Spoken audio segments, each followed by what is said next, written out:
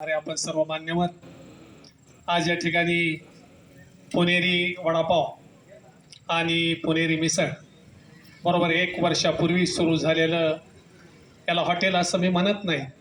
ही सर्व माणसं जी आहेत ती घराप्रमाणे या ठिकाणी राबतात आणि येणाऱ्या ग्राहकाला आपल्या घरात बसल्यानंतर आपण ज्या पद्धतीनं आपल्या घरातील अन्नाची चव घेतो, भोजनाची चव घेतो, त्या पद्धतीनं ते त्यांची सेवा करतात. यामुळं हे जे पुणेरी मिसळ आहे हे अतिशय वेगानं वाढलं.